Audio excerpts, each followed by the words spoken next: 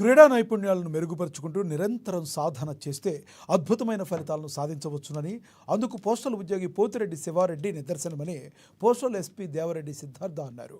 పట్టణంలోని head post ఆఫీసులో postal అసిస్టెంట్గా విధులు నిర్వర్తిస్తున్న శివారెడ్డి ఇటీవల ఖోఖో ప్రపంచ ఛాంపియన్షిప్ పోటీల్లో రాణించి బెస్ట్ అటాకర్గా నిలిచిన నేపథ్యంలో శుక్రవారం ఆయన్ను ఘనంగా సత్కరించారు. అదేవిధంగా జూడో ఇంటర్నేషనల్ క్రీడాకారిణి మలప్రభను సైతం సత్కరించి అభినందనలు తెలిపారు.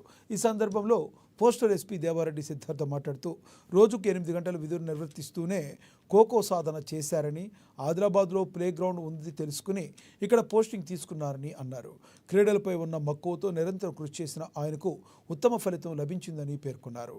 పట్టుదలతో రాణిస్తే ఎంతటి విజయాన్నైనా సొంతం చేసుకోవచ్చునని శివారెడ్డి నిరూపించారని అన్నారు.